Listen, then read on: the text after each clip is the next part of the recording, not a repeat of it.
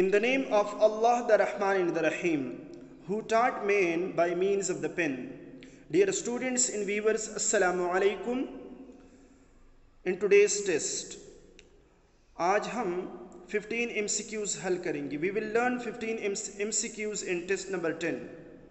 Dear students and viewers, these MCQs are taken from the past papers of GATE subject and GATE journal test. Okay, so there are fair chances for the repetition of these MCQs. First of all, instruction: complete the sentences by choosing the most appropriate option from the given choices, that is from A to D or E below each. Dear students, अगर आप लोगों ने अभी तक मेरा channel subscribe नहीं किया है तो प्लीज़ आप चैनल को सब्सक्राइब करें ताकि आपको आने वाले वीडियोस आसानी से मिल सके. सो यहाँ पर ये हम अब MCQs नंबर फर्स्ट हल कर रहे हैं. ठीक है. We are Muslims, we have firm belief dash Allah. So we have firm belief on Allah, in Allah, at Allah, upon Allah. Option B is correct option. We are Muslims, we have firm belief. Firm belief means mazboot yaqeen hai. Firm belief in Allah. Remember, with the words believe in, we have belief in Allah, we have trust in Allah, we have faith in Allah. So with these words preposition in is used. Okay, remember, belief, trust, faith, ईमान, इसके साथ preposition to use हम कर रहे हैं. ठीक है. MCQs number 2. There being no evidence against him, he was acquitted dash the charge. Acquitted of, acquitted के साथ preposition of हम लगा रहे हैं. ठीक है. So option A is correct. Remember, with the word acquitted, preposition of is used. The word acquitted means to state in court officially that somebody is not guilty of crime.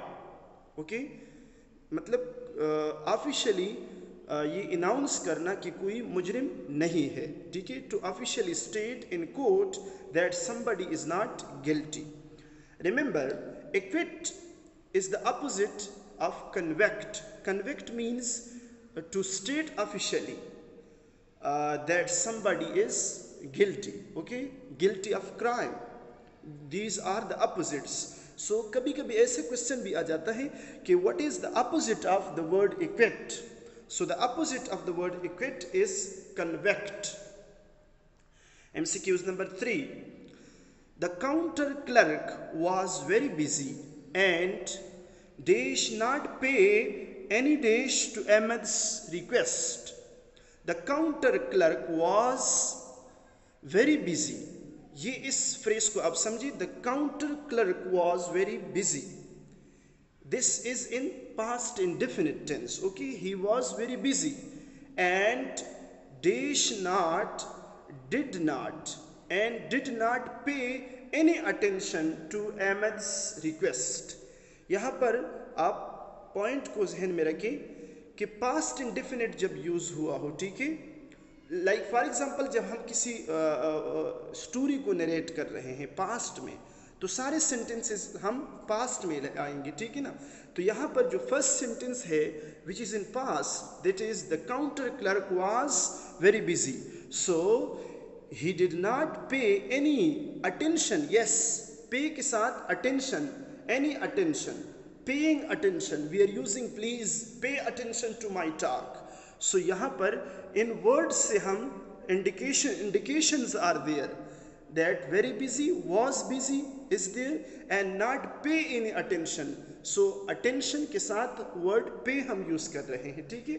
Other words, other options are incorrect. MCQs number 4.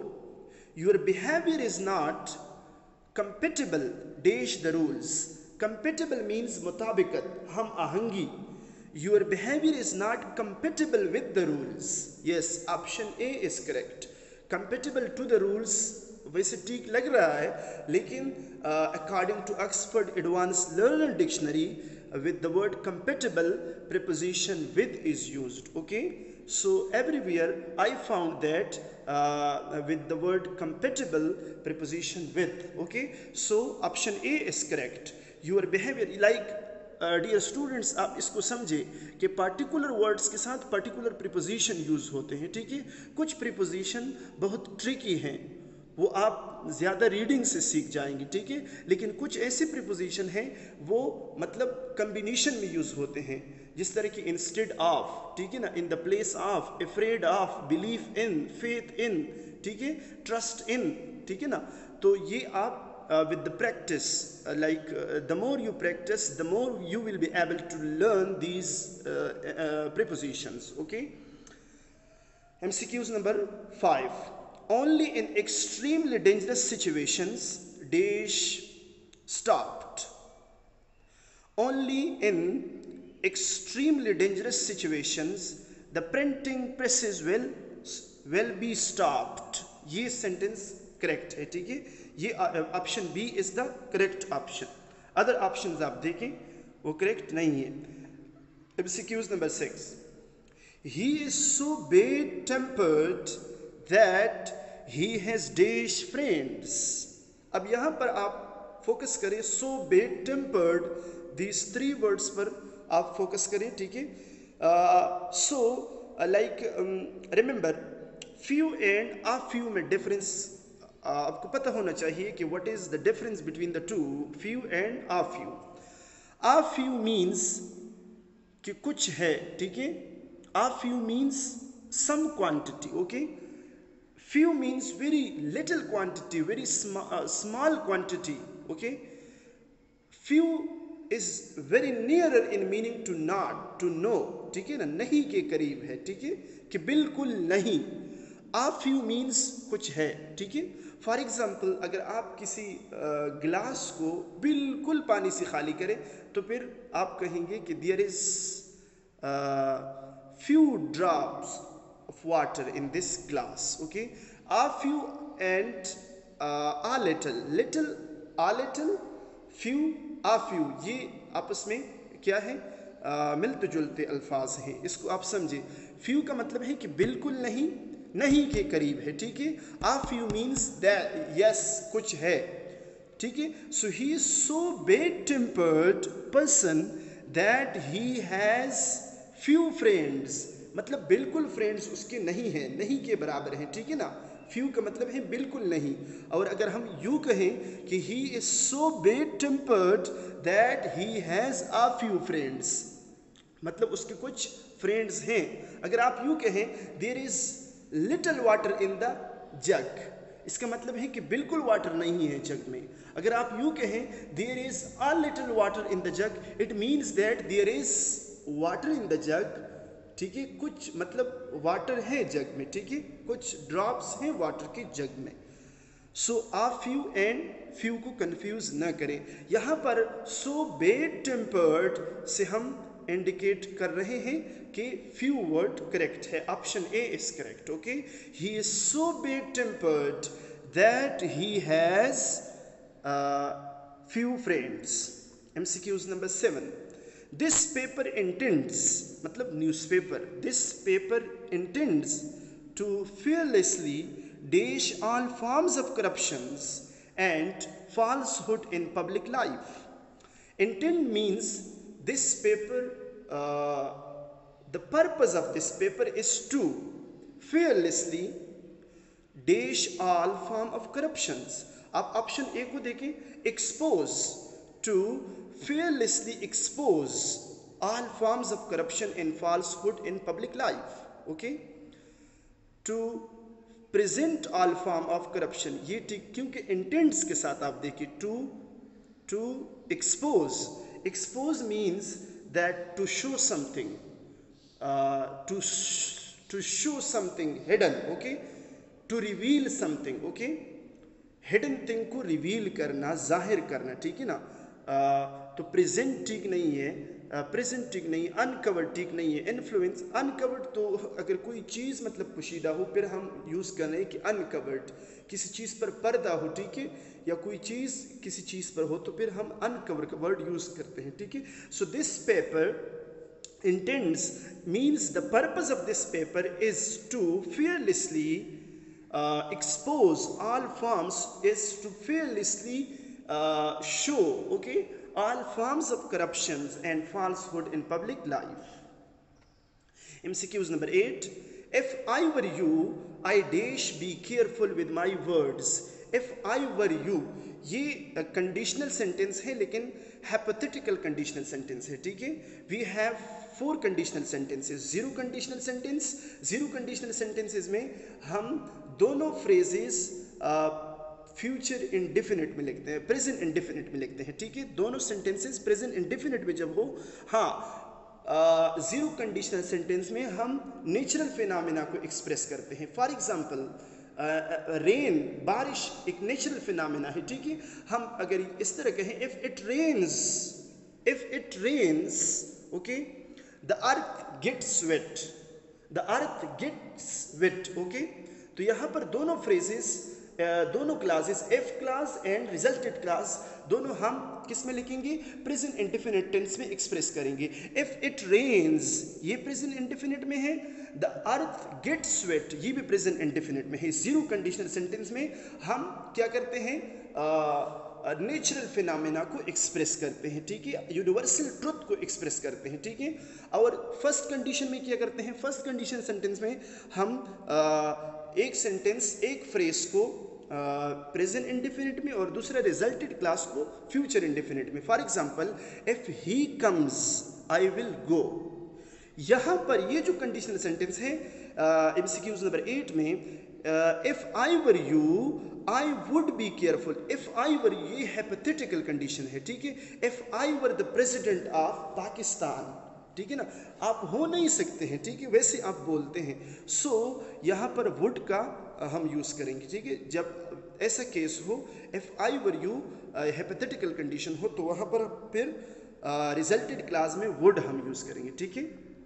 MCQs number 9. Labor also was very busy, restive, and in some of the big industrial centers they were becoming aggressive as attempts were made to dash wages, as to reduce wages, okay। aggressive का word से हम अंदाज़ा लगा रहे हैं कि यहाँ पर reduce, जब उनकी wages रिड्यूस किए जा रहे हैं तो रिड्यूस किए जा रहे थे, सो दे वर एग्रेसिव, दे बिकम एग्रेसिव, ठीक है। MCQs number 10. He used to dash the point that victory in any field needs dash courage.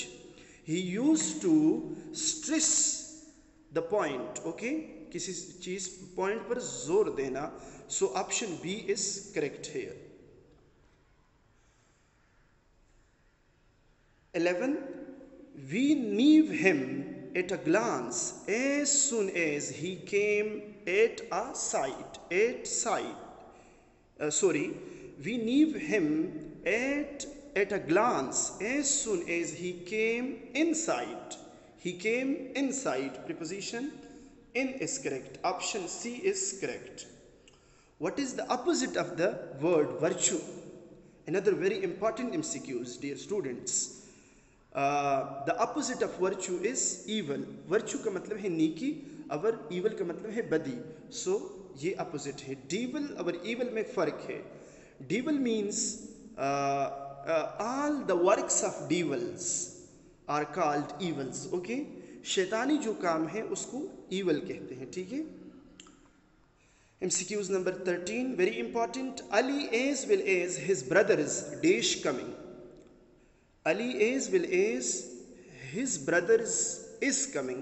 जब कुछ words with the help of as well as combined हो गए हों तो वहाँ पर हम singular form of verb use करेंगे, ठीक है। यहाँ पर अली है, Ali as well as his brothers is coming। अगर इस तरह हो कि Ali and his brothers are coming फिर ठीक है। जब with the help of and ये कंबाइंड हो, लेकिन यहाँ पर with the help of as will as है तो हम सिंगुलर यूज़ करेंगे, ठीक है। जब भी इस तरह ऐसा केस हो कि एज विल एज के साथ मिले हो तो ये अक्सर एनटीएस टेस्ट में ये क्वेश्चन पूछा जाता है, ठीक है। Find analogy in the following. Yes, analogy का मतलब है कि रिलेशन फाइंड आउट करें, ठीक है। जो बोल्ड वर्ड्स हैं, जो अंडरलाइन वर्ड्स हैं, उसमें रिलेशन फाइंड आउट करें। लाइक लाइन एंड कब, अब इन दोनों में रिलेशन किया है। कब is the young of line, okay, ठीक है ना। अब केट का क्या है, केट का यंग कौन सा है, किटन। तो इसी तरह आप काफ ठीक नहीं है, डकलिंग ठीक नहीं, क्योंकि डकलिंग डॉग बतख की यंग को कहते हैं, ठीक है। Puppy is the young of dog, so the correct option is kitten. आप रिलेशन किस में फाइंड आउट करें, इन दो में फाइंड आउट करें तो आप फिर वो कर सकते हैं, सॉल्व कर सकते हैं। 15 MCQ number 15, strut walk. Yes, इसका relation to walk proudly, okay, to walk very proudly. Strut का मतलब है to walk very proudly. So इन दोनों का, स्ट्रट का रिलेशन किसके साथ है, वॉक के साथ है। स्टिमर का रिलेशन किसके साथ है, रिस्लिंग के साथ है, स्टेज के साथ है, फायर के साथ है, टॉक के साथ है। यस, जब किसी उसका शख्स का टॉकिंग में प्रॉब्लम हो, जो वो एक्सप्रेस न कर सके, बातें अच्छी तरह न कर सके, ठीक है ना। स्टिमरिंग इज रिलेटेड टू टॉक। सो ये रिलेशन है, आप इन दो में रिलेशन फाइंड आउट करें, तीसरा आप खुद हल कर सकेंगे, ठीक है। रिमेंबर स्टूडेंट्स, ये जो MCQs थे ये पास्ट पेपर से लिए गए थे। आप इसको प्रैक्टिस करें, बार बार देखें, ठीक है।